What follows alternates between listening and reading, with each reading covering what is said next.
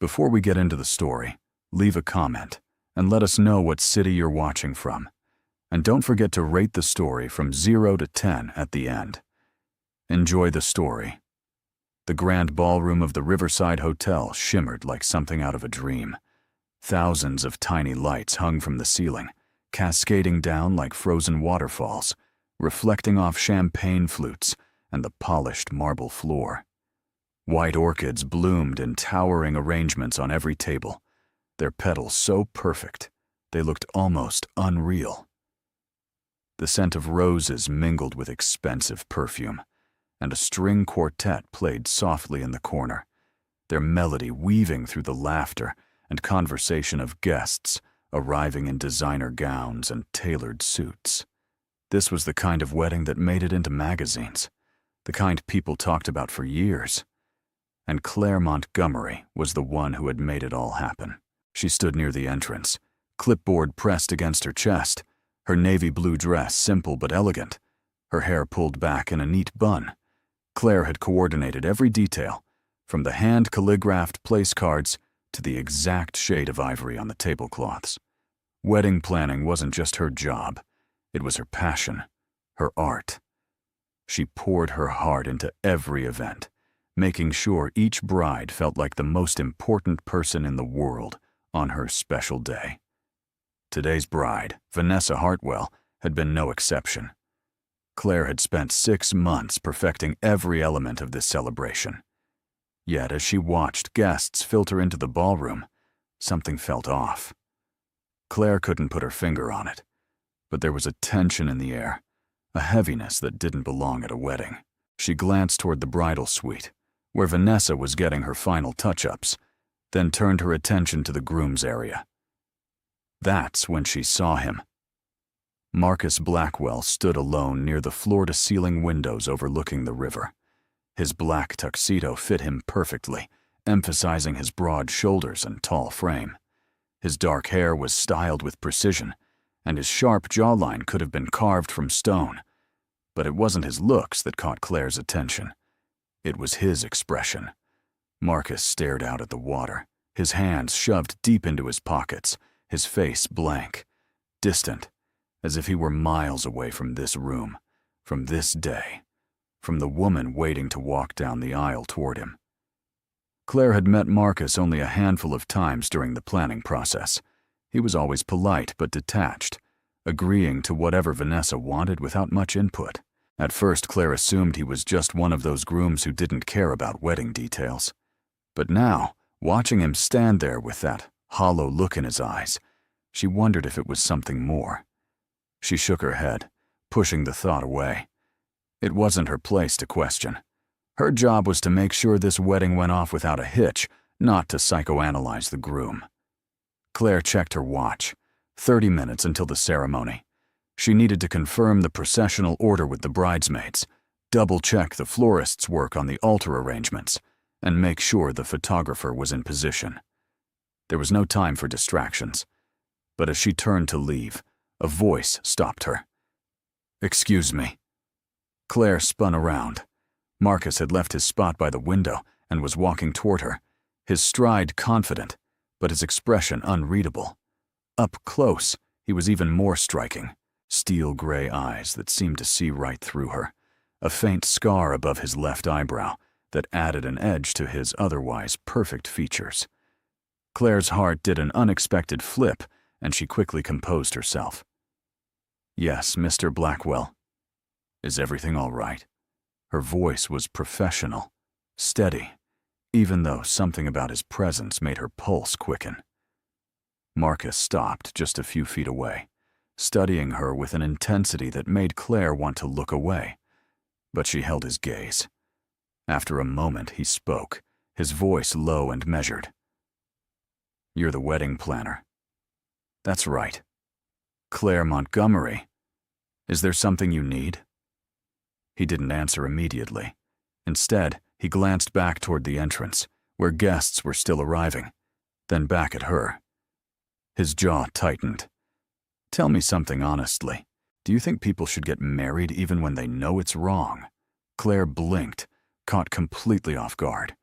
Of all the things a groom could say 30 minutes before his wedding, that was the last thing she expected. She opened her mouth, then closed it, unsure how to respond. "I'm sorry. You've planned dozens of weddings, haven't you?" Marcus continued, his tone almost conversational, though his eyes remained serious. "You've seen all kinds of couples. You must have developed some instinct about which ones will last and which ones won't." Claire's grip tightened on her clipboard. This was dangerous territory. She wouldn't insert herself into a client's personal life like this. But something in Marcus's voice, a quiet desperation beneath the calm exterior, made her pause. "Mr. Blackwell, I think that's a question only you can answer." "That's a diplomatic response." A faint, humorless smile tugged at the corner of his mouth. "But not an answer."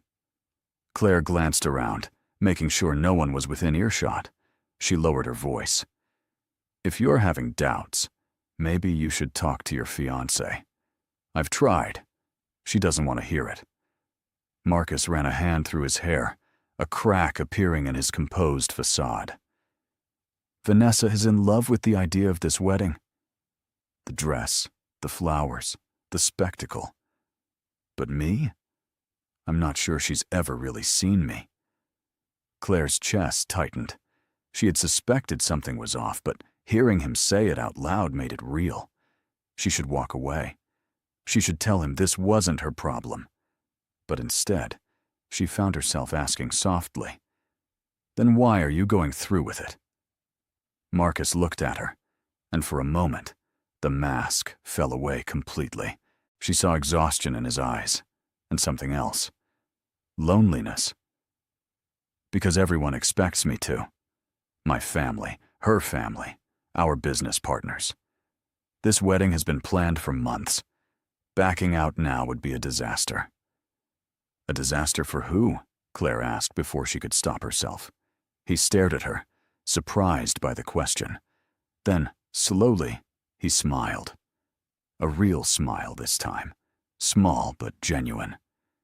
"You're braver than you look, Miss Montgomery." Claire felt her cheeks warm. "I'm just saying that sometimes the right thing and the easy thing aren't the same." Before Marcus could respond, a sharp voice cut through the moment. "Marcus!" "There you are." Vanessa appeared in the doorway, a vision in white silk and lace, her blonde hair cascading in perfect curls over her shoulders. She looked like a princess stepping out of a fairy tale, except for the irritation flashing in her blue eyes. "I've been looking everywhere for you. The photographer wants to do pre-ceremony shots, and you're hiding out here?" Marcus's expression shifted instantly, the vulnerability Claire had glimpsed vanishing behind a carefully constructed wall of politeness. "I wasn't hiding, just getting some air." Vanessa's gaze flicked to Claire, her smile tight. "And you are?" "The wedding planner," Claire said quickly, straightening her posture. "I was just confirming some final details with Mr. Blackwell." "Well, you can confirm them later. Right now, I need my fiancé." Vanessa hooked her arm through Marcus's, her grip possessive. She leaned close to him, her voice dripping with forced sweetness. "Come on, darling. We can't keep everyone waiting." Marcus allowed himself to be led away, but not before he glanced back at Claire one last time. Their eyes met, and in that brief second, she saw it again. That silent plea. That desperate, unspoken cry for help. Then he was gone, disappearing into the crowd with Vanessa at his side, and Claire was left standing alone, her heart pounding for reasons she didn't fully understand. She took a deep breath, trying to shake off the strange encounter. This was not her problem. She was the wedding planner, not a therapist or a relationship counselor. Her job was to make sure the flowers were fresh, the music played on cue, and the cake didn't collapse. What Marcus Blackwell chose to do with his life was none of her business. And yet, as she returned to her checklist, She couldn't stop thinking about the look in his eyes. The next 20 minutes passed in a blur. Claire coordinated the bridesmaids, ensured the ring bearer knew his cue, and confirmed the processional order with the officiant. Everything was falling into place perfectly, just as she had planned. The guests were seated. The quartet began playing the prelude, and the atmosphere shifted from anticipation to reverence. Claire stood near the back, watching as the ceremony was about to begin. This was always her favorite part, the moment when months of planning culminated in something beautiful. But today, she felt a knot of unease in her stomach. The bridesmaids began their walk down the aisle, one by one, their pastel dresses swishing softly against the white runner.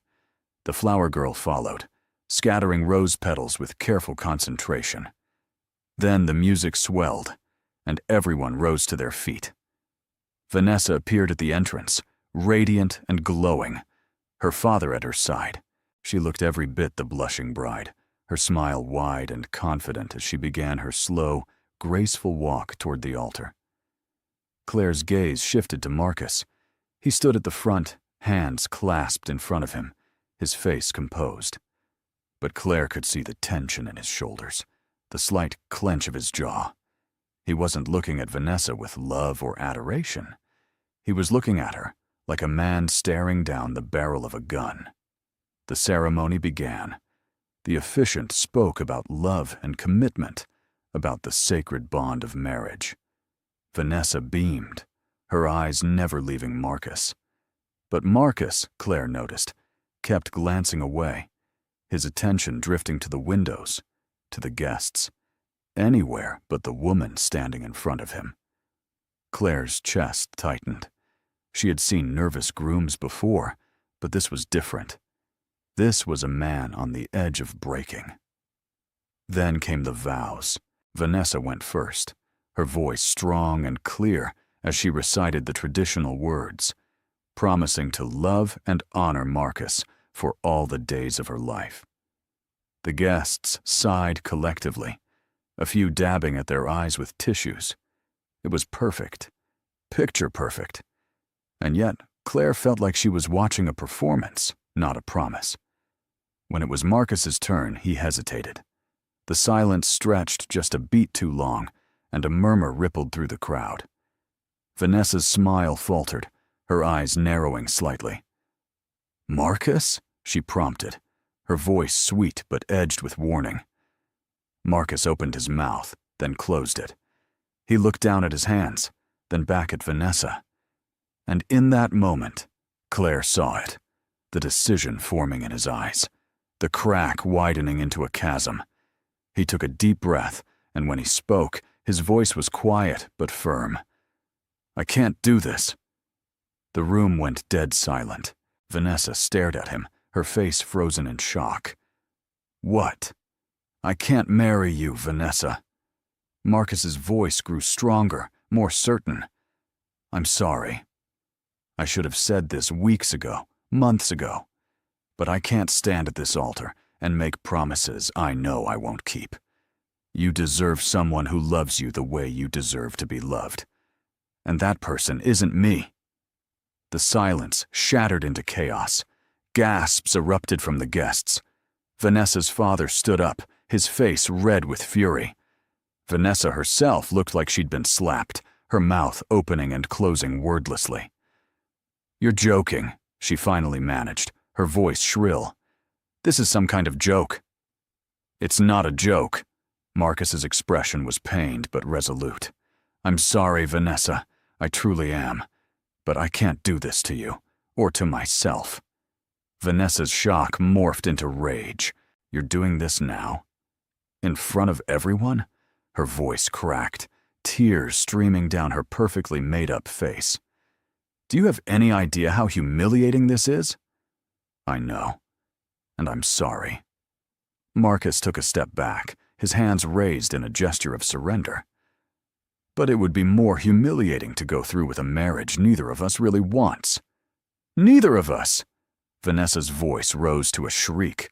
"Speak for yourself." "I wanted this. I wanted you."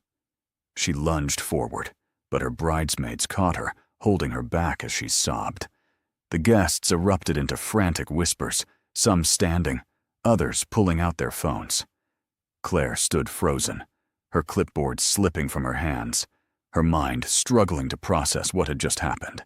And then, in the midst of the chaos, Marcus turned. His eyes scanned the crowd until they found her. Claire. He walked toward her, his stride purposeful, and the crowd parted like water. Claire's heart hammered in her chest. What was he doing? Marcus stopped in front of her, and without a word, he reached for her hand.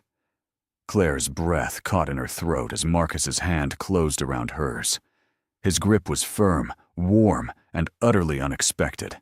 She stared up at him, her mind blank, her pulse racing. "Mr. Blackwell, what are you—" "Come with me," he said simply, his gray eyes locked on hers. There was no hesitation in his voice, no doubt. Just a quiet, unwavering certainty that made Claire's knees weak. "What?" She tried to pull her hand back, but he held on. "I can't just—" "Please." The single word stopped her. It wasn't a command. It was a plea. And the raw vulnerability in his expression, the same desperation she'd seen earlier, rooted her to the spot. "I know this is insane. I know you have no reason to trust me. But I need you to come with me. Right now."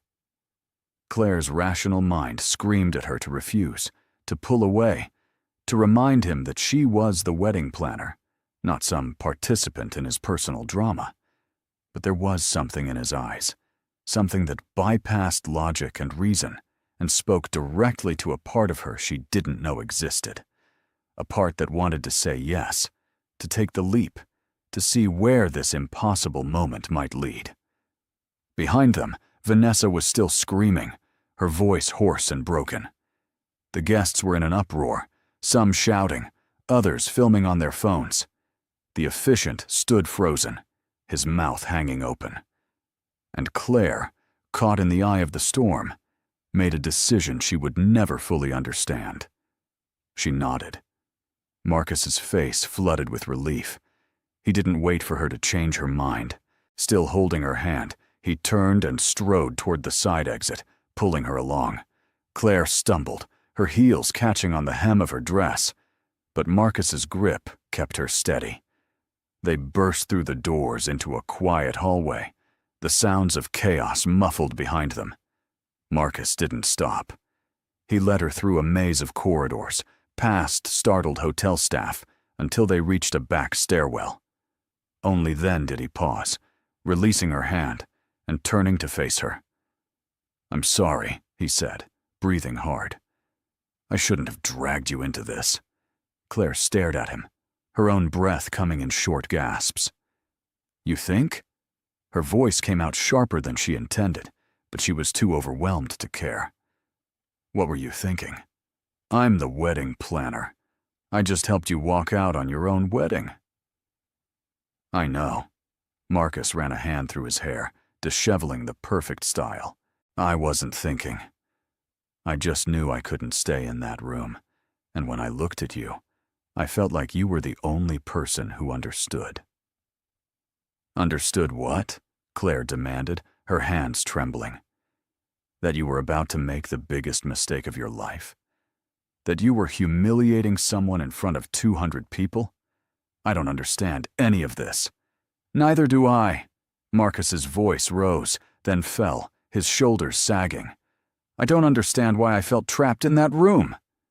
Why I couldn't say the words I was supposed to say. Why the only person I wanted to look at was you." The confession hung in the air between them, raw and unfiltered. Claire's heart hammered. "You don't even know me." "I know." Marcus's gaze softened.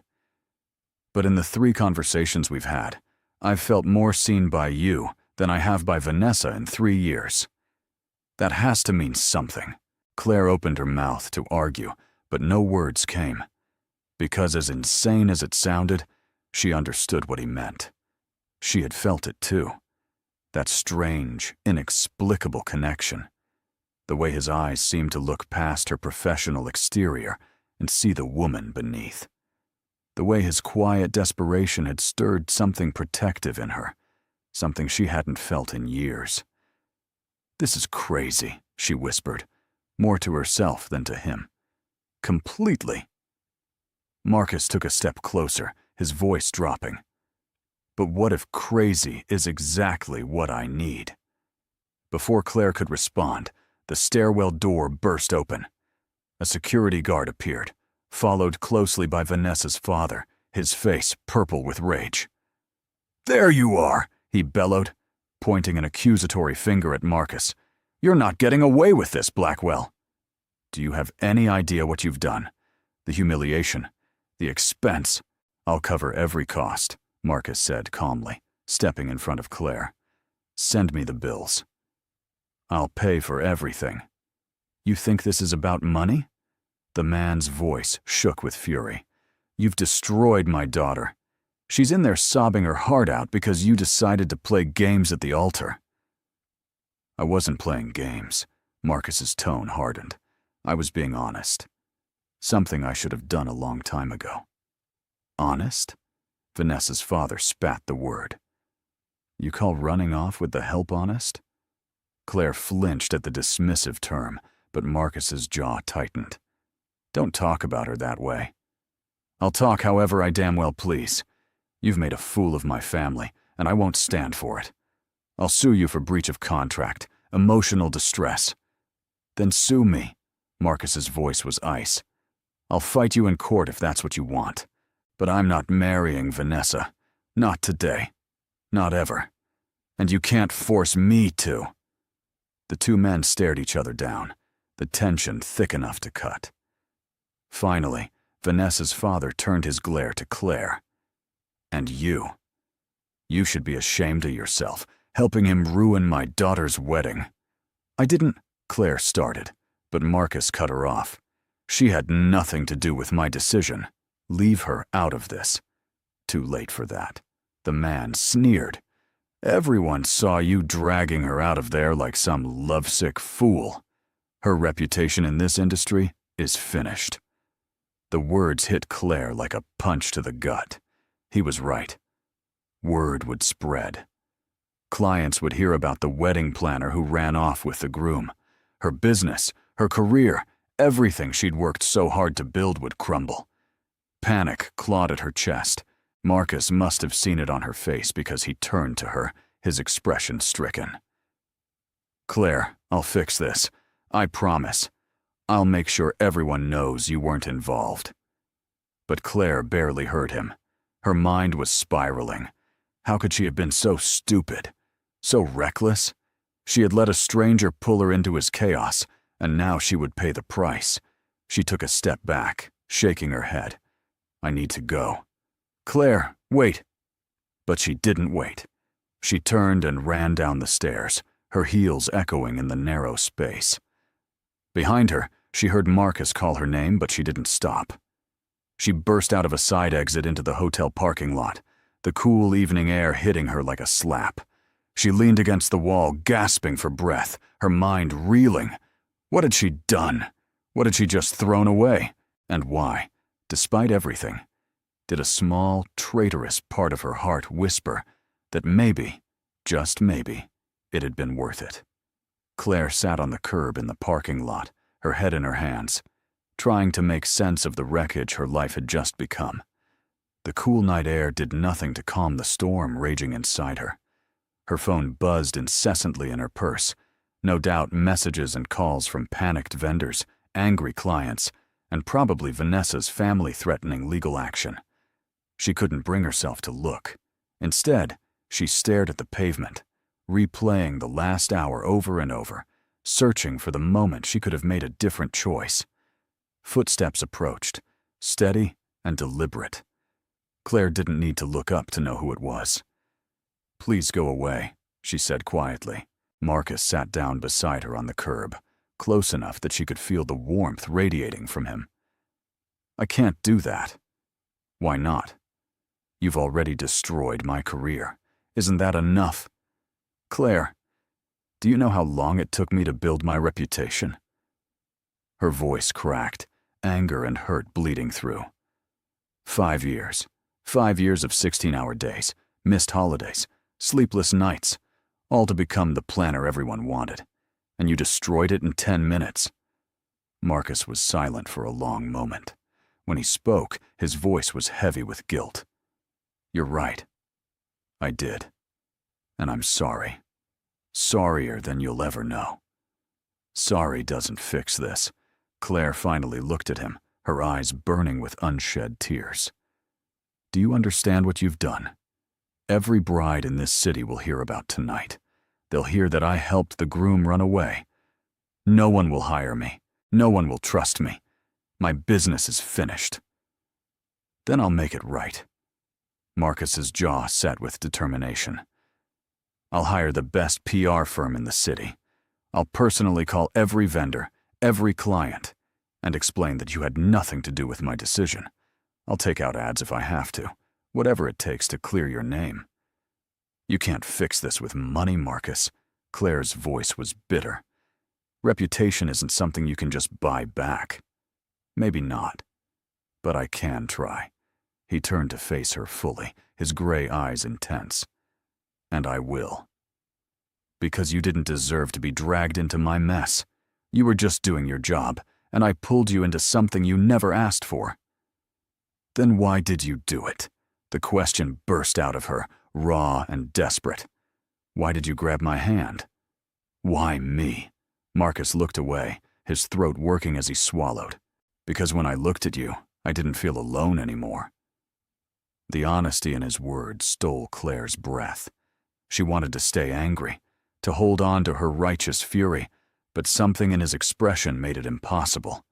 He looked lost, vulnerable, like a man who had just burned down his entire life and wasn't sure what came next. Against her better judgment, Claire felt a flicker of sympathy. What are you going to do now? She asked quietly. Marcus let out a humorless laugh. I have no idea. I just walked away from a wedding, a fiancé, and probably half my business connections. My family is going to disown me. Vanessa's family will sue me into oblivion. And I dragged an innocent woman down with me. He turned back to her, his expression raw. Honestly? I don't know if I've ever felt more terrified or more free in my entire life. Claire studied him, this man who had upended everything in a single moment of defiance. Do you regret it? Walking away from the wedding? No. Marcus's answer was immediate. Hurting Vanessa? Yes. Hurting you? Absolutely. But marrying her would have been the real mistake. We would have ended up miserable, trapped in a life neither of us really wanted. She seemed to want it, Claire pointed out. She wanted the idea of it. The fairy tale. But she never really knew me, and I never really knew her. We were playing roles, pretending to be a couple that looked good on paper. Marcus shook his head. I'm 32 years old, and I've spent my entire life doing what other people expected. Going to the right schools, taking over the family business, dating the right kind of woman, and I was about to make it permanent. But when I stood at that altar, I realized I couldn't do it. I couldn't spend the rest of my life pretending. Claire was silent, absorbing his words. She understood more than she wanted to admit. She had spent years building the perfect business, the perfect reputation, always doing what was expected, what was safe. And in one impulsive moment, she had thrown it all away for a man she barely knew. Maybe they weren't so different after all. So what now? She asked again, this time with less anger and more genuine curiosity. Marcus met her gaze. Now I figure out who I am when I'm not trying to be what everyone else wants, and I start by making things right with you. Before Claire could respond, her phone rang. She pulled it from her purse, her stomach sinking when she saw the name on the screen. Her business partner, Rachel. With a resigned sigh, she answered. Rachel. Claire! Oh my God, where are you? I've been calling and texting for an hour. Rachel's voice was frantic. What the hell happened? I just got a call from the bride's mother threatening to sue us for breach of contract and emotional distress. She said you ran off with the groom. Tell me that's not true." Claire closed her eyes. "It's complicated." "Complicated?" "Claire, this is a disaster. I'm getting calls from other clients asking if the rumors are true. One of them already canceled her contract. We're bleeding business by the minute." "I know. I'm sorry. I'll fix it." "How? How are you going to fix this?" Rachel's voice rose. "We had a reputation, Claire. We were the top wedding planners in the city. And now, we're a punchline." "I said I'll fix it!" Claire's voice cracked, the weight of everything crashing down on her. "Just give me some time." There was a pause. When Rachel spoke again, her voice was quieter, sadder. "I don't think we have time, Claire. I'm sorry, but I can't let my name go down with yours. I'm dissolving the partnership." The words hit like a physical blow. "Rachel, please." "I'm sorry. I really am. But I have a family to support. I can't afford to be associated with this scandal." The line went dead. Claire stared at her phone, numb. It was over. Everything she'd built, everything she'd worked for, gone in a single night. She felt Marcus's hand on her shoulder, warm and steady, but she couldn't bring herself to look at him. Tears spilled down her cheeks, hot and bitter. "I lost everything," she whispered. "I know." Marcus's voice was thick with guilt. "And it's my fault." "Yes, it is." The words came out harsher than she intended, but she was too broken to soften them. "Then let me help you rebuild." Claire finally looked at him, her vision blurred with tears. "How?" "I don't know yet. But I will figure it out. I promise you, Claire. I will make this right." She wanted to believe him. God, she wanted to believe him. But belief felt like a luxury she could no longer afford. 3 days passed in a blur. Claire stayed holed up in her small apartment, ignoring phone calls and drowning in social media notifications. The story had spread like wildfire. Wedding planner steals groom at the altar. Millionaire Marcus Blackwell calls off. Wedding for mystery woman. The narratives were sensationalized, exaggerated, and completely inaccurate. But the truth didn't matter. What mattered was the story people wanted to believe. And they wanted to believe Claire was a homewrecker, a seductress who had stolen a groom from his heartbroken bride. Her inbox was flooded with hate mail. Angry brides-to-be called her every name imaginable. Former clients demanded refunds. Vendors she'd worked with for years refused to return her calls. Rachel had already launched her own solo business, distancing herself completely. Claire's professional life was in ruins, and her personal life wasn't much better. Friends who knew the truth tried to comfort her, but their reassurances felt hollow. Because the truth was, Claire didn't know what the truth was anymore. Had she helped Marcus escape a loveless marriage? Or had she simply enabled a man's cold feet? On the 4th day, a knock came at her door. Claire considered ignoring it, but the knocking persisted, firm and insistent. With a resigned sigh, she dragged herself off the couch and opened the door. Marcus stood there, holding 2 cups of coffee and a bag from her favorite bakery. He looked different than he had at the wedding. No tuxedo, no perfect hair. Instead, he wore jeans and a simple gray sweater, his hair slightly messy, his eyes tired but determined. "What are you doing here?" Claire's voice was flat, drained of emotion. "Keeping my promise." Marcus held out one of the coffees. "Can I come in?" Claire hesitated, then stepped aside. He entered her small apartment, his presence somehow making the space feel even smaller. He set the coffee and bag on her kitchen counter, then turned to face her. "I hired a PR firm, the best in the city. They're already working on a statement to clear your name." "It won't matter." Claire crossed her arms. The damage is done. Maybe. But we're going to try anyway.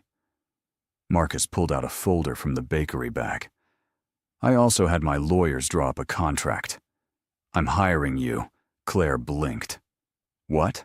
I'm hiring you as my personal event coordinator. Full-time, exclusive contract, 6-month term with an option to extend. The salary is triple what you were making before. Claire stared at him, certain she'd misheard. You can't be serious. I'm completely serious. Marcus opened the folder, revealing a formal contract. I know it doesn't fix what happened, but it gives you income while you rebuild. And it shows the world that I trust you, that you didn't do anything wrong. But I don't have any events to plan for you. Then we'll create some. Marcus's eyes glinted with something that might have been mischief. I've been meaning to throw a charity gala for my foundation. And there's the annual company holiday party. Plus, I'm sure we can come up with other projects. Claire's mind spun. Part of her wanted to throw the contract back in his face, to tell him she didn't need his pity or his money. But another part, the practical part that paid rent and bought groceries, recognized the lifeline for what it was. Why are you doing this? Because I owe you. Marcus's expression softened. And because I meant what I said. I'm going to make this right. Claire looked down at the contract, her eyes scanning the terms. It was generous, almost too generous. But it was also legitimate, professional. Not a handout, but a job. She bit her lip, weighing her options. Pride told her to refuse. Desperation told her to accept. In the end, desperation won. Fine. But this is purely professional. I plan your events, you pay me, and that's it. Agreed. Marcus held out his hand. Purely professional. Claire shook his hand, trying to ignore the jolt of electricity that ran through her at the contact. This was a mistake. She was sure of it. But she was already in so deep. What was one more step into the abyss? Over the next few weeks, Claire threw herself into work. Marcus's charity gala became her focus, a sprawling event meant to raise money for education initiatives in underserved communities. It was ambitious, high profile, and exactly the kind of challenge Claire needed to prove she still had what it took. She spent long hours at Marcus's downtown office, coordinating with caterers, negotiating with venues, and managing a budget that made her previous weddings look like birthday parties. Working closely with Marcus was strange. He was nothing like the distant, detached groom she'd met at the wedding. In the office, he was focused, driven, asking intelligent questions and trusting her judgment. But there were also moments of unexpected humor, like when he tried to help her assemble centerpiece samples and accidentally glued his fingers together, or when he insisted on taste testing every dessert option and declared himself a professional cake critic. You're going to gain 10 pounds before this gala, Claire teased, as he reached for his 5th Petit Four. Worth it. Marcus grinned, a boyish expression that transformed his usually serious face. Besides, someone has to make sure these meet our standards. Our standards are fine. Your self-control, however, is questionable. He laughed, a genuine, unguarded sound that made Claire's heart do a small flip. She quickly looked away, reminding herself of the line she'd drawn. Purely professional, no matter how easy he was to talk to, no matter how his smile made her stomach flutter. She couldn't let herself forget what was at stake. But as the days turned into weeks, that line began to blur. They started having lunch together, not because they had to, but because it felt natural. They traded stories about their childhoods, their dreams, their fears. Claire learned that Marcus had grown up under immense pressure to be perfect, to take over the family business, to marry the right woman. He'd been molded into someone he didn't recognize, and walking away from that wedding had been his first real act of defiance. I spent my whole life trying to make my father proud, Marcus admitted one afternoon as they sat in his office, paperwork spread across the desk. He built Blackwell Enterprises from nothing. He expected me to carry on his legacy, to be just as ruthless, just as successful. And are you? Claire asked.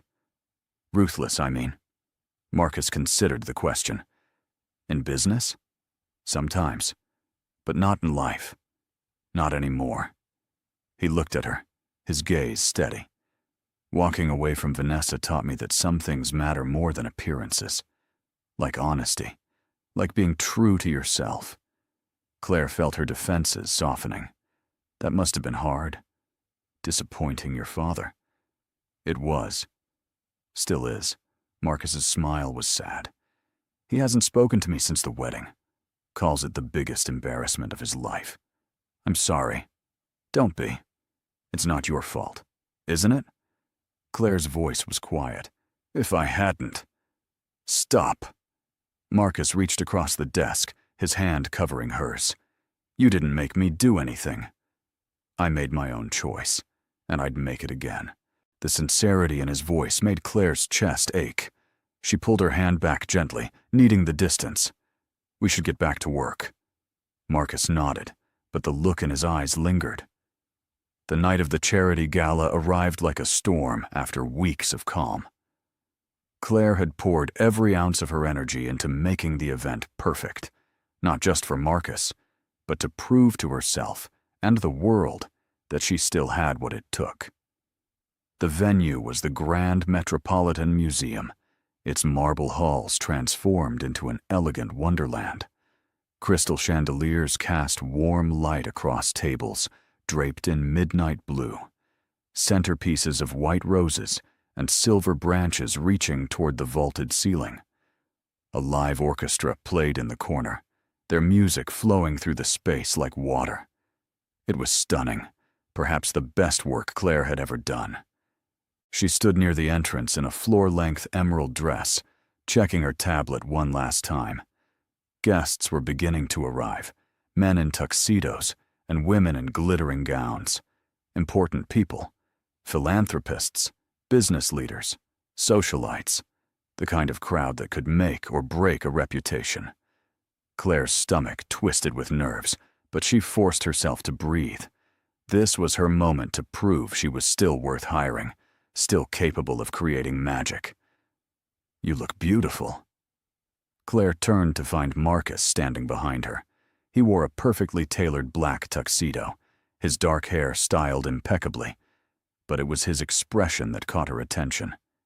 He wasn't looking at her like an employer looked at an employee. He was looking at her like a man who had just seen something that took his breath away. Thank you, Claire said, her voice steadier than she felt. You clean up pretty well yourself. I try, Marcus smiled, that soft, genuine smile that always seemed to reach his eyes. The place looks incredible, Claire. You've outdone yourself. Let's hope the guests agree. She glanced around, mentally running through the checklist one more time. The auction starts at 8, dinner at 8:30, and speeches at 9. Everything's on schedule. Relax. Marcus placed a hand gently on her shoulder. It's going to be perfect. Before Claire could respond, a flash of movement caught her eye. Vanessa Hartwell stood at the entrance, dressed in a stunning red gown, her blonde hair swept into an elegant updo. She looked every bit the socialite she was, poised and confident. But her eyes, when they landed on Claire, were ice cold. Claire's heart sank. What is she doing here? Marcus followed her gaze, his expression tightening. I invited her. You what? Claire turned to him, disbelief flooding through her. Why would you do that? Because I owe her an apology, a real one, not the half-hearted excuse I gave at the wedding. Marcus's jaw set. And because she deserves to see that I'm not hiding from what I did. Claire wanted to argue, to tell him this was a terrible idea, but Vanessa was already walking toward them, her heels clicking sharply against the marble floor. She stopped a few feet away, her gaze flicking between Marcus and Claire with barely concealed contempt. Marcus, Vanessa's voice was cool, controlled. "I got your invitation. I almost didn't come. I'm glad you did." Marcus's tone was respectful, careful. "I wanted to talk to you." To apologize properly. Vanessa's laugh was sharp. "You think an apology will fix what you did? You humiliated me in front of everyone I know. My family, my friends, our business associates. Do you have any idea what these past few weeks have been like for me?" "I can only imagine." Marcus's voice softened. "And I'm truly sorry, Vanessa. You didn't deserve that. I should have been honest with you long before the wedding. I was a coward, and you paid the price." Vanessa's composure cracked, just for a moment, pain flashing in her eyes. "Why, Marcus? Why did you agree to marry me if you didn't love me?" "Because I thought I could learn to love you. Because everyone said we were perfect together. Because I didn't know how to say no." Marcus took a breath. "But that's not fair to you. You deserve someone who loves you completely, without doubt. And I'm not that person." Vanessa's eyes glistened, but she blinked the tears away. Then her gaze shifted to Claire, and the warmth vanished. "And her? Is she why you left?" "No," Marcus said firmly. "Claire had nothing to do with my decision. I left because I couldn't go through with a marriage I didn't believe in. What happened afterward, that's on me, not her." "Convenient story." Vanessa's voice dripped with sarcasm. "But I saw the way you looked at her that day." "I'm not blind, Marcus." Claire's cheeks flushed. "Vanessa, I swear, I wasn't—" "Save it." Vanessa held up a hand. "I didn't come here for excuses. I came because I needed to see you face to face and tell you that you don't get to dictate how I feel or when I forgive you. Maybe someday I will, but not today." She turned to Claire, her expression hardening. "And you? I hope you know what you're getting into. Marcus is very good at making people believe he's something he's not." Before either of them could respond, Vanessa walked away, her head held high. Claire let out a shaky breath, her hands trembling. Marcus reached for her, but she stepped back. "Don't. Claire, she's right, you know." Claire's voice was tight. "You did look at me differently that day, and maybe I looked back, but that doesn't change the fact that we destroyed her life. We didn't destroy anything.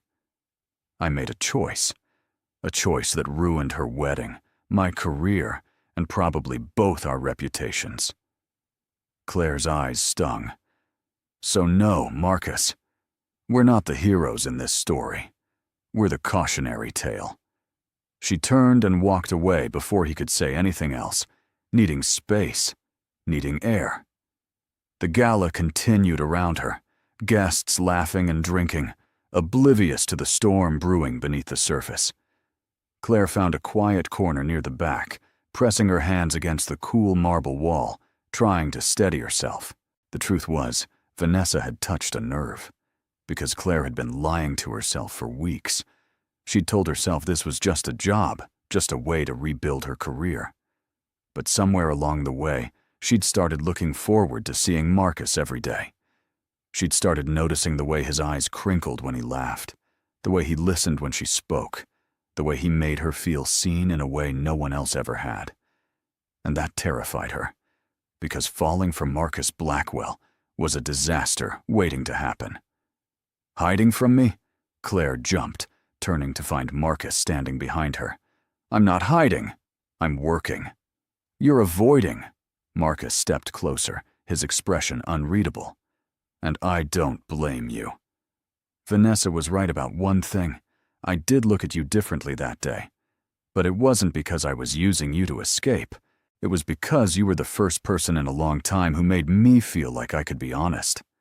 "Marcus, don't." Claire's voice cracked. "Don't make this into something it's not. We're employer and employee. That's all? Is it?" Marcus's gaze intensified. Because it doesn't feel that way to me. It has to be. Claire forced herself to meet his eyes. Because anything else is too complicated, too messy, and I can't afford any more mess in my life. Marcus was silent for a long moment. Then he nodded slowly. All right, if that's what you want. It is. The lie tasted bitter, but Claire held firm. Then I'll respect that. Marcus stepped back, his expression carefully neutral. The auction is about to start. We should get back. Claire nodded, following him back into the crowded hall. But with every step, her heart whispered that she was making a mistake, that walking away from whatever this was between them might be the biggest regret of her life. The gala was a resounding success. The auction raised twice the projected amount. Guests praised the venue and organization, and several prominent donors approached Marcus about future partnerships. By all accounts, Claire had proven herself. She should have felt triumphant, vindicated. Instead, she felt hollow. Because throughout the entire evening, Marcus kept his distance, maintaining the professional boundary she'd insisted on. And it hurt more than she'd expected. At the end of the night, after the last guest had left and the staff were cleaning up, Claire stood alone in the empty ballroom. The chandeliers still glowed, casting soft light across the scattered rose petals and abandoned champagne glasses. It was beautiful and melancholy, like the end of a dream. You should be proud. Marcus's voice echoed across the space. He walked toward her, hands in his pockets, his tie loosened. You pulled off something incredible tonight. We did, Claire corrected gently. This was your vision. I just executed it. No, this was all you. Marcus stopped a few feet away, respecting the distance between them. You have a gift, Claire. Don't let what happened at my wedding make you forget that. Claire looked down, emotion welling in her chest. Thank you. I mean it. And I want you to know, when the 6 months are up, you'll have a reference from me that will open any door you want. I'll make sure everyone knows how talented you are. I appreciate that.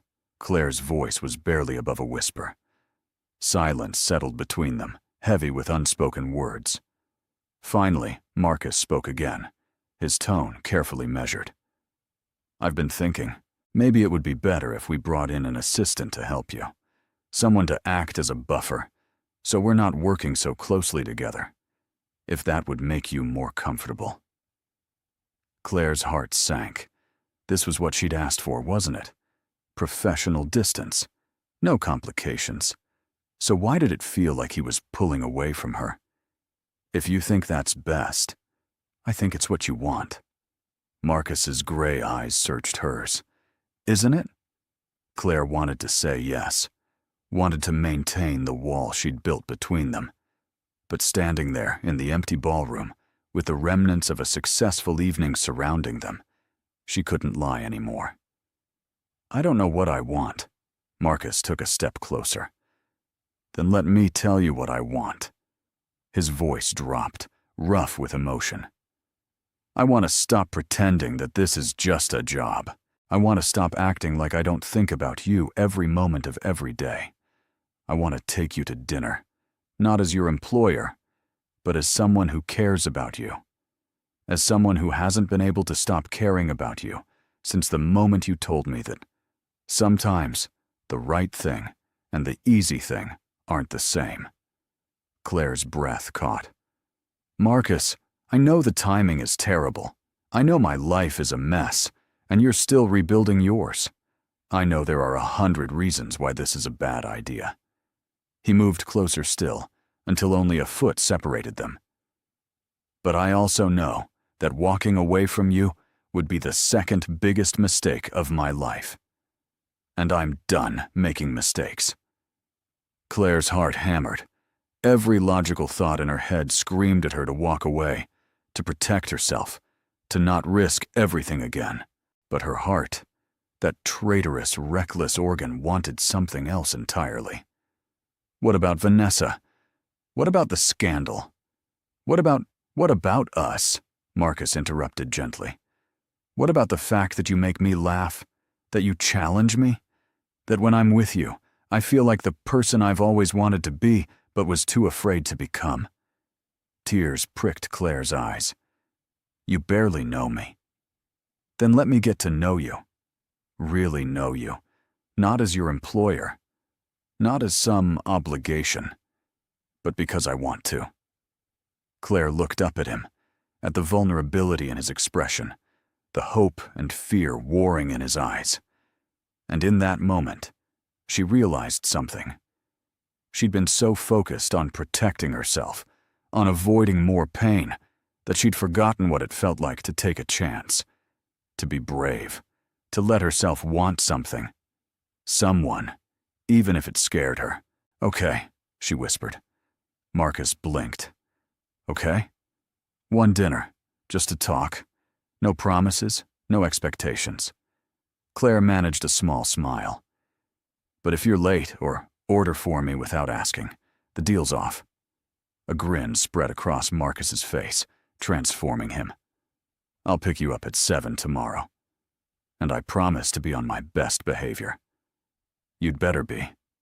They stood there, the space between them charged with possibility. Marcus reached out slowly, giving her time to pull away, and gently tucked a strand of hair behind her ear. The simple gesture sent warmth flooding through Claire. Thank you, he said softly, for giving me a chance. Don't make me regret it, Claire replied, but her tone was teasing, lighter than it had been in weeks. I won't. I promise. The next evening, Claire stood in front of her closet, second-guessing every outfit choice. Too formal, too casual, too much, not enough. She finally settled on a simple black dress, elegant but not overdone, and spent far too long on her hair and makeup. By the time 7 o'clock arrived, her nerves were frayed. The knock on her door came right on time. Claire took a deep breath, smoothed her dress, and opened it. Marcus stood there in dark jeans and a charcoal button-down, holding a single white rose. He looked nervous, which somehow made her feel better. Hi, he said, offering her the rose. You look stunning. Thank you. Claire took the rose, inhaling its delicate scent. You look pretty good yourself. I try. Marcus smiled. Ready? As I'll ever be. He led her to his car, a sleek black sedan that was understated but clearly expensive. As they drove through the city, Claire asked, So where are we going? Some 5-star restaurant where the portions are tiny and the prices are astronomical? Marcus laughed. Actually, no. I thought we'd try something different. He pulled up in front of a small Italian bistro tucked into a quiet neighborhood. The outside was unassuming, with twinkling lights strung across the patio and the warm glow of candles visible through the windows. This is not what I expected, Claire admitted. Good. I'm tired of being predictable. Marcus opened her door, offering his hand to help her out. This place has the best pasta in the city, and nobody will bother us here. The restaurant was cozy and intimate, with exposed brick walls and checkered tablecloths. The hostess led them to a corner booth, and Marcus ordered a bottle of red wine. As they settled in, Claire found herself relaxing. There was no pretense here, no pressure, just two people sharing a meal. So, Marcus said, leaning back, tell me something I don't know about you. Claire considered. I wanted to be a dancer when I was a kid. Ballet, specifically. I took lessons for years. What happened? Reality. I wasn't good enough to go professional, and my parents made it clear that dance wasn't a practical career.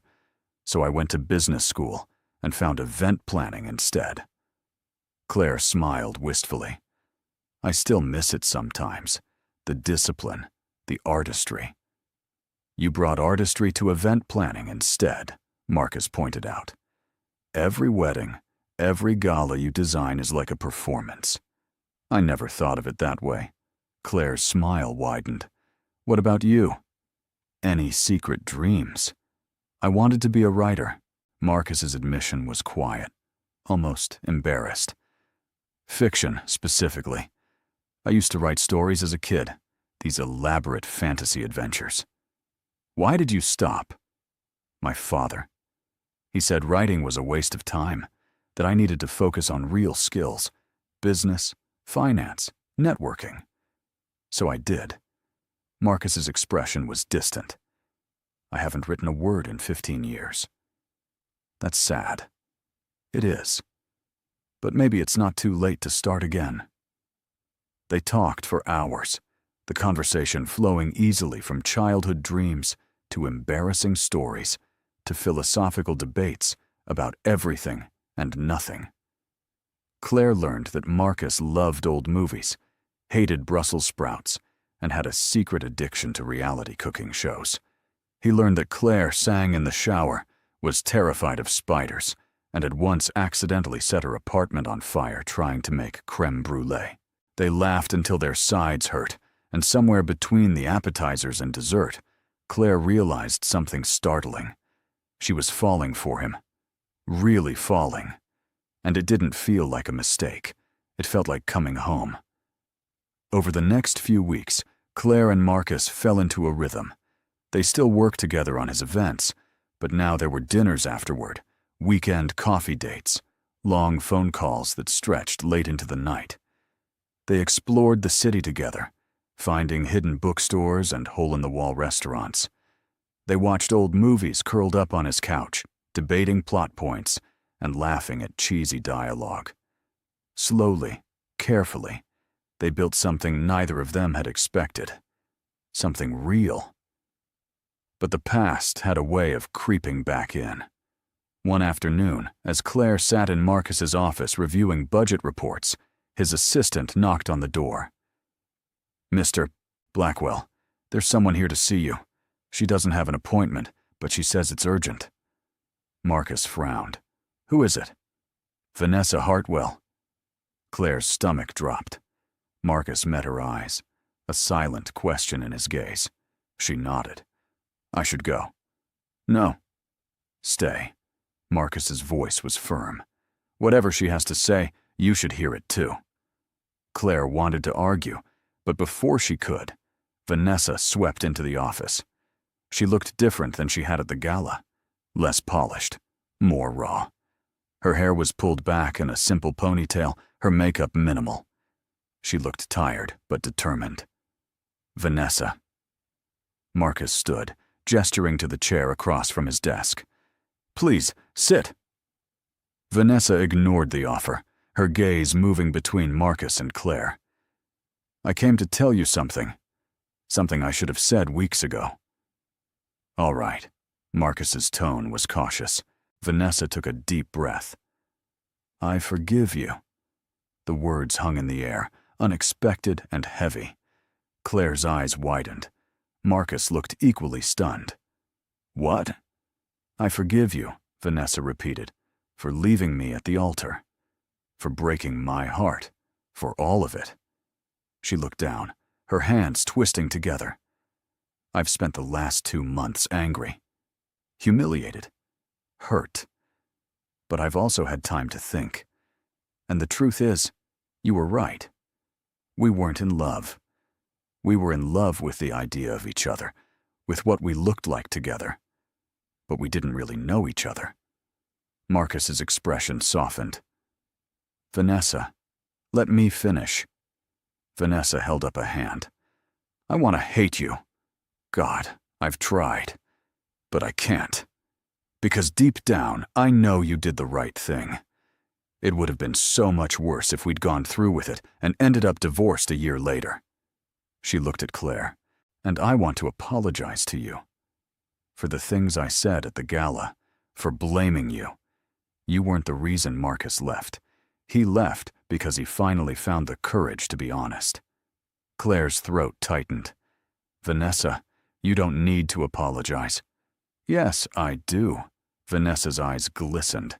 "Because you didn't deserve the hate you got. Neither of you did. What happened was between Marcus and me, and I should have handled it with more grace." "Thank you," Claire said softly. That means more than you know. Vanessa nodded, then turned back to Marcus. I hope you find what you're looking for. Real love, the kind that makes you better. And I hope she gives you hell when you deserve it. Marcus laughed, the sound surprised and relieved. I have no doubt she will. Vanessa smiled, a real, genuine smile. Then she walked to the door, pausing at the threshold. Oh, and Marcus, next time you're having doubts, maybe speak up before the wedding day. Noted? Marcus's smile was sheepish. Vanessa left, and the office fell silent.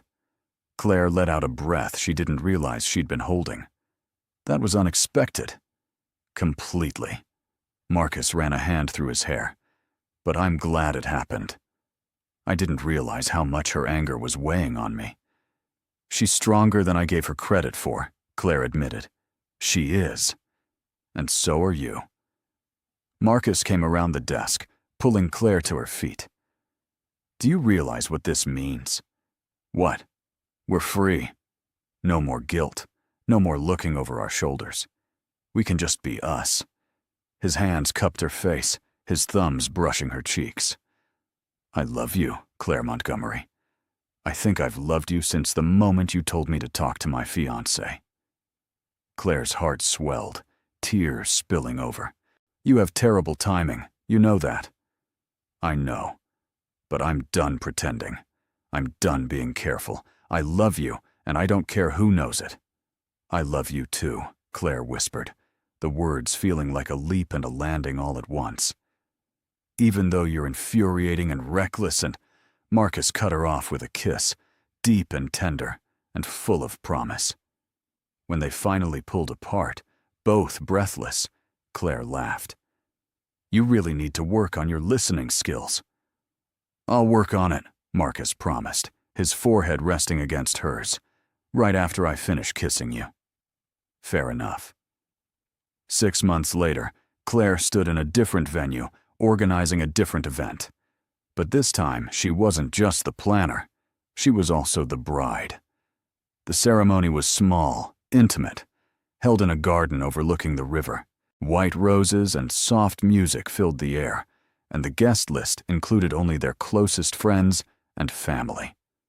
Rachel, who had reconciled with Claire after seeing how happy she was, stood as her maid of honor.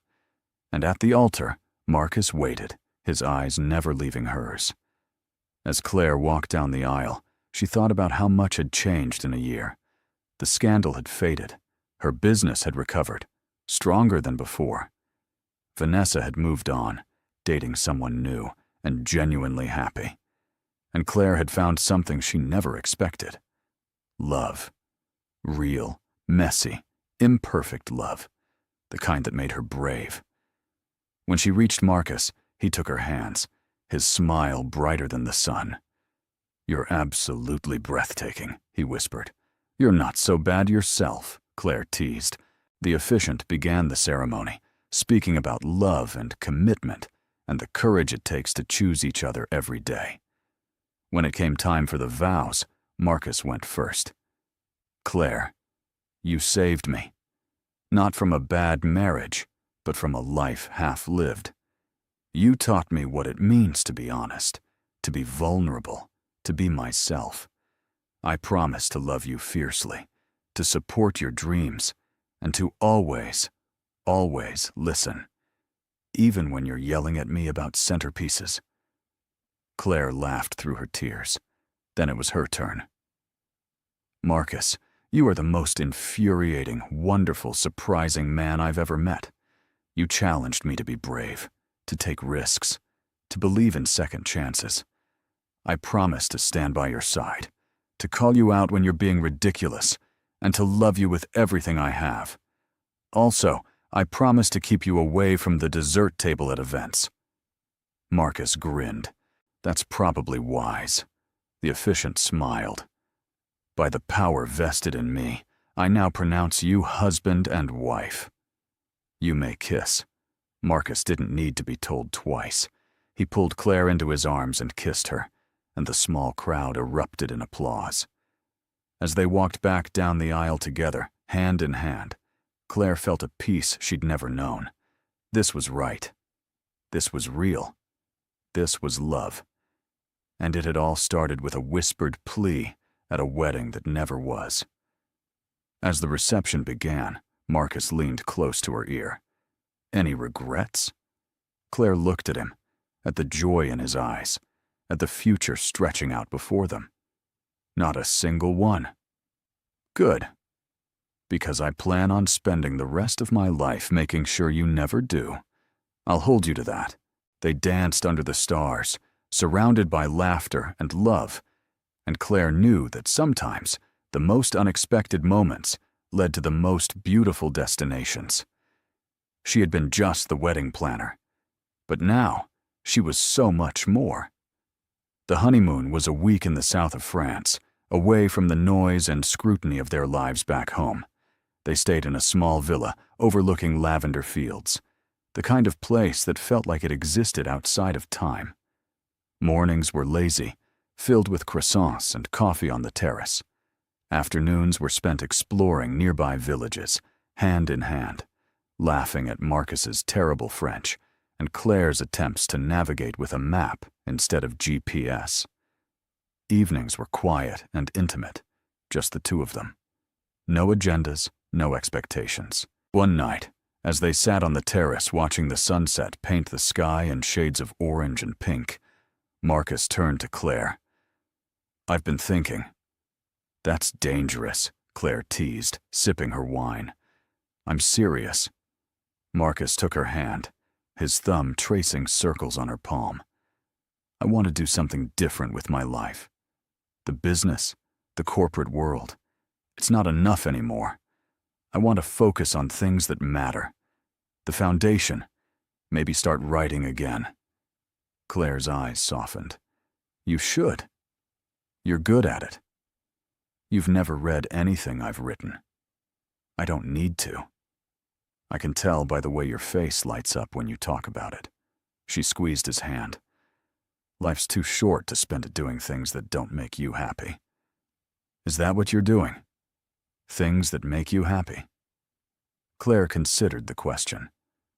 "I am now. Planning your gala, our wedding. It reminded me why I fell in love with this work in the first place. Not the big spectacles or the prestige, but the chance to create moments that matter." "So what's next for us?" Marcus asked, his voice curious. "I don't know." Claire leaned her head on his shoulder. "But I think that's okay. We don't need to have it all figured out. We just need to figure it out together." "Together?" Marcus repeated, liking the sound of it. "I can work with that." They sat in comfortable silence, watching the sun dip below the horizon. Claire felt a contentment she'd never experienced before, a sense of belonging that had nothing to do with places or plans, and everything to do with the man beside her.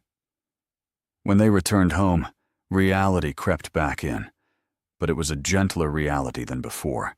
Claire officially launched her own boutique planning company, focusing on smaller, more personal events. Word spread, not about scandal this time, but about her talent and integrity. Brides who wanted something meaningful rather than just impressive sought her out. Her calendar filled quickly, and she found herself turning down clients, something she'd never imagined doing. Marcus made changes too. He promoted his second-in-command to CEO of Blackwell Enterprises, stepping back from day-to-day operations to focus on his foundation. He also started writing again, just an hour each morning before the world woke up. At first, it was halting and awkward, his skills rusty from years of neglect, but gradually the words began to flow. Stories about second chances, about courage, about finding yourself when you'd been lost for so long. One evening, Claire came home to find Marcus at his desk, surrounded by papers, his expression focused. "What are you working on?" she asked, setting down her bag. "A story." Marcus looked up, a hint of embarrassment in his smile. "It's about a man who almost makes the biggest mistake of his life, and the woman who helps him see clearly." Claire's heart warmed. Is it any good? I have no idea. But it's honest. And that's something. He stood, pulling her into his arms. How was your day? Exhausting. I had a bride who changed her mind about the flowers 3 times. Claire rested her head against his chest, breathing in his familiar scent. But I love it. Even the crazy parts. I'm glad. Marcus pressed a kiss to her hair. You deserve to love what you do. They stood there for a moment, wrapped in each other, the quiet of their home a sanctuary from the chaos outside. It wasn't a perfect life. There were still challenges, still moments of doubt and stress. But it was theirs, built on honesty and trust and a love that had been tested and survived. Months turned into a year. Claire's business thrived, earning recognition not just locally, but nationally. She was featured in bridal magazines, invited to speak at industry conferences, but she never let the success go to her head. She remembered what it felt like to lose everything, and she held on to her work with gratitude and humility. Marcus's foundation grew too, funding education programs in underserved communities, providing scholarships and resources to kids who needed them most. He found purpose in the work, a sense of fulfillment that had eluded him in the corporate world, and in the quiet moments between meetings and events, he wrote. Stories poured out of him, years of suppressed creativity finally finding an outlet. He even started submitting his work to publishers, not for fame, but because he wanted to share the stories that mattered to him. One day, Claire received an unexpected email. It was from Vanessa. The subject line read simply, "Thank you." Claire's heart raced as she opened it. Dear Claire, I hope this email finds you well. I heard about your business and wanted to congratulate you. You deserve all the success coming your way. I also wanted to thank you, strange as that may sound. What happened at my wedding was devastating at the time, but it was also a gift. It forced me to confront the truth about what I really wanted, not what I thought I should want. I've met someone new, someone who sees me, really sees me, and I'm happier than I've ever been. I hope you and Marcus are too. Wishing you both the best, Vanessa. Claire read the email twice, tears pricking her eyes. She showed it to Marcus that evening, and he read it silently, his expression thoughtful. She's grown, he said finally. We all have. Do you ever regret it? Claire asked quietly. The way things happened? Marcus set the phone down, pulling Claire close. I regret hurting her. I regret the spectacle and the pain, but I don't regret the outcome, because it led me to you, and you're the best thing that's ever happened to me. Claire smiled, her heart full. You're pretty great too. Just pretty great? Marcus feigned offense. I'll have you know, I'm an excellent husband. I take out the trash. I make you coffee in the morning. I even learned to cook something other than scrambled eggs. Okay, fine. You're very great. Claire laughed. Happy now? Extremely. Marcus kissed her softly. But I could be happier. How? By spending the rest of my life with you. By building a family, a home, a life that's messy and imperfect, and absolutely ours. Claire's breath caught. They'd talked about the future in vague terms, but this felt more concrete, more real. A family? If you want. No pressure. But yeah, I think I'd like that. Little versions of us running around, keeping us on our toes. Claire imagined it, a house filled with laughter, with chaos, with love. Children who looked like Marcus or her, or some perfect blend of both. It was terrifying and thrilling all at once.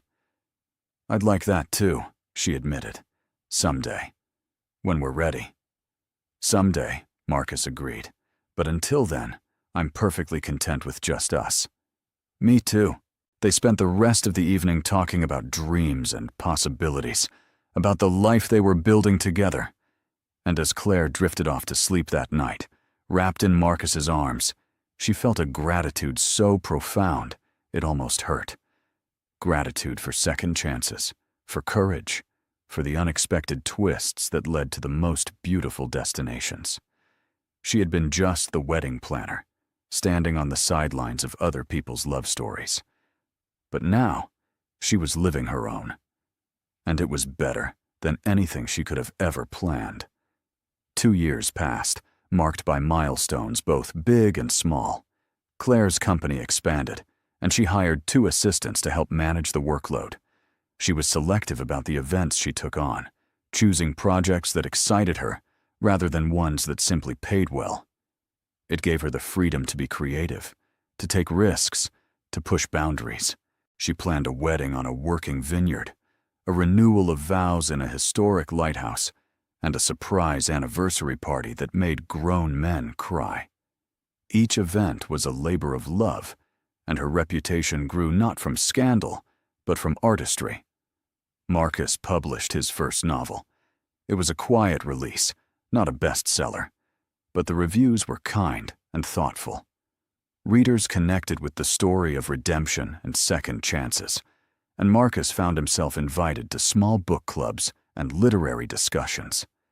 He loved it, the intimate conversations with readers who saw themselves in his characters. He was already working on his second book, more confident this time, his voice stronger. They moved into a house, a charming craftsman with a wide front porch and a garden that Claire immediately claimed. She planted roses and lavender, vegetables in the back, and spent weekend mornings with dirt under her fingernails and the sun on her face. Marcus set up a writing studio in the spare bedroom upstairs, a quiet space with a view of the trees where he could disappear into his stories. It was home in a way neither of them had experienced before. One autumn evening, as golden leaves swirled outside the windows, Claire sat at the kitchen table with a cup of tea, staring at a small white stick. Her hand shook slightly as she read the word on the digital display. Pregnant. She had suspected for a week, the subtle changes in her body impossible to ignore.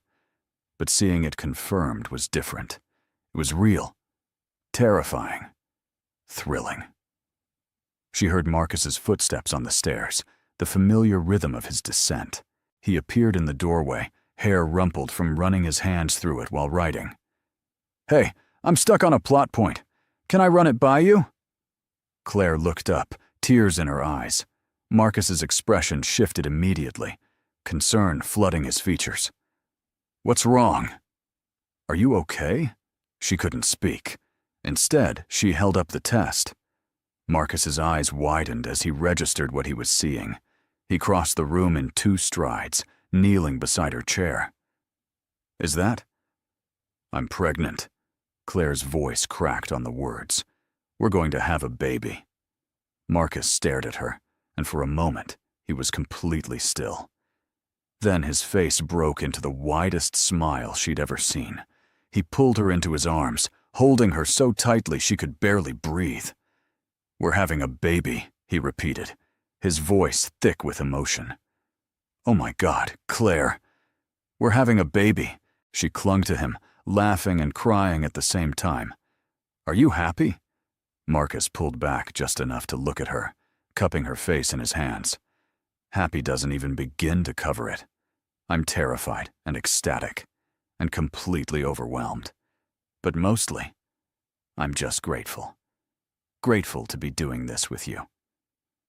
The months that followed were a whirlwind. Morning sickness, doctor's appointments, preparing the nursery, debating names. Claire's clients were supportive, adjusting timelines to accommodate her schedule.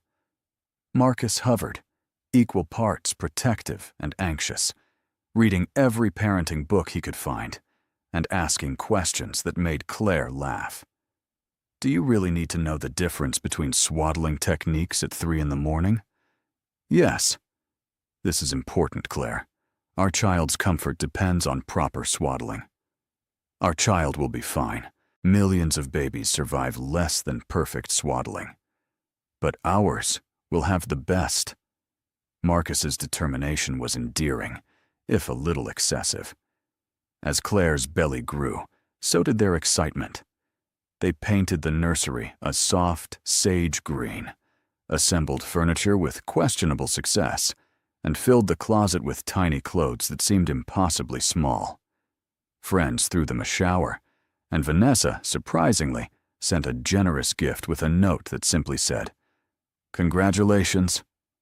You'll be wonderful parents." When Claire's due date approached, nerves set in. She lay awake at night, Marcus's hand resting on her belly, feeling the baby kick and wondering if they were ready. "What if we mess this up?" she whispered one night. "We probably will," Marcus said honestly. "But we'll mess it up together. And we'll figure it out, just like we've figured out everything else." "That's not as reassuring as you think it is," Marcus chuckled, pressing a kiss to her temple. "We're going to be okay, Claire. Better than okay. Because we love each other, and we'll love this baby. That's what matters." Labor came in the middle of the night, sudden and intense. Marcus was a bundle of nervous energy, fumbling with the hospital bag, forgetting his keys, asking if she was sure it was time. "Marcus, unless you want me to give birth in the car, get it together." "Right. Yes, car, hospital. I can do this." He took a deep breath, visibly steadying himself. "Okay, let's go." The drive was a blur. The hospital staff were calm and efficient, guiding Claire into a room, hooking her up to monitors. Marcus stayed by her side, holding her hand, whispering encouragement even as she squeezed hard enough to cut off his circulation. Hours passed in a haze of pain and exhaustion, but Marcus never left. He wiped her forehead, brought her ice chips, told her she was doing great even when she yelled at him that he had no idea what he was talking about. And then, finally, a cry pierced the air. A tiny, furious wail that was the most beautiful sound Claire had ever heard. The nurse placed a small, squirming bundle on her chest, and Claire looked down at her daughter. Their daughter. She had a shock of dark hair and Marcus's gray eyes, and she was perfect. "She's here," Claire breathed, tears streaming down her face. "Marcus, she's really here." Marcus leaned over, his own eyes wet, and gently touched the baby's tiny hand. She gripped his finger instinctively, and he let out a shaky laugh. "Hi, sweetheart. I'm your dad. And I already love you more than I thought possible." They named her Lily, after Claire's grandmother. She was a calm baby, watchful and curious, already observing the world with those serious gray eyes. The first few weeks were a blur of sleepless nights and steep learning curves, but they navigated it together. Marcus changed diapers with surprising skill, sang off-key lullabies, and rocked Lily to sleep when Claire was too exhausted to move. Claire nursed and soothed, marveling at the tiny person they'd created. One night, as Marcus held Lily against his chest, swaying gently in the dim light of the nursery, Claire stood in the doorway, watching. He was murmuring to her, telling her stories about knights and dragons, his voice soft and tender. Claire's heart swelled. This was the man she'd chosen, the man who had walked away from a life that didn't fit to find one that did. And he was a wonderful father. As if sensing her presence, Marcus looked up and smiled. "Can't sleep? Didn't want to miss this." Claire crossed the room, wrapping her arms around them both. "You're good at this, you know." "At what?" "Talking to someone who can't understand me." "At being a dad. At loving her." Claire rested her head on his shoulder. "At being exactly who we need you to be." Marcus kissed her softly. "I learned from the best." They stood there, the three of them, a family forged from unlikely beginnings. And Claire knew, with absolute certainty, that this was where she was meant to be. not planning someone else's perfect day, but living her own imperfect, beautiful life. She had been just the wedding planner, but now she was so much more. A wife, a mother, a woman who had found her way home. Years unfolded like the pages of a book Marcus might have written. Lily grew from a watchful infant into a spirited toddler with her father's determination and her mother's creativity. She loved arranging flowers in messy bouquets, helping Claire with event designs by adding her own artistic touches, usually involving glitter. Marcus taught her to love stories, reading to her every night, voices changing for each character until Lily giggled and begged for one more chapter. Claire's business evolved. She trained a team of planners, mentoring young women who reminded her of herself years ago, hungry and talented and determined to make their mark. She stepped back from day-to-day operations, taking on only a few select projects each year, the ones that spoke to her heart. It gave her time, precious time with Lily, with Marcus, with the life they were building. Marcus published 2 more novels, each one better than the last. Critics praised his authentic voice, his ability to capture the messy complexity of real relationships. He never became a household name, but he didn't need to be. He was writing the stories he wanted to tell, and that was enough. More than enough. One spring afternoon, Lily, now 5 years old and starting kindergarten in the fall, the family drove out to the Riverside Hotel. It had been years since Claire had been back, not since that fateful night. As they pulled into the parking lot, Marcus glanced at her. "Are you sure about this?" "I'm sure." Claire smiled. "It's time." They walked through the gardens, Lily skipping ahead, chasing butterflies. The hotel had been renovated, updated, but the bones were the same. Claire could still picture the grand ballroom, the white roses, the moment everything changed. They reached the spot where Marcus had found her standing alone that night, and he took her hand. "Do you ever think about how different things could have been?" he asked quietly. "Sometimes. If you'd gone through with the wedding, if I'd walked away, if we'd never taken the chance." Claire squeezed his hand. "But then I look at Lily, at our life, and I can't imagine it any other way." "Neither can I." Marcus pulled her close, kissing her softly. "Best decision I ever made." Even though it was terrifying. Especially because it was terrifying. He smiled against her lips. The best things usually are. Lily called out from near the fountain, demanding they come see the fish she'd discovered. They walked over together, and Claire bent down to look where Lily pointed. As Marcus scooped their daughter into his arms, making her shriek with laughter, Claire felt a profound sense of peace. This was her life, imperfect, unexpected, and absolutely extraordinary. She had planned hundreds of perfect days for other people, but this, right here, was better than anything she could have ever designed, because it was real, it was messy, it was theirs, and it was everything. What did you think of their story? Share your thoughts in the comments.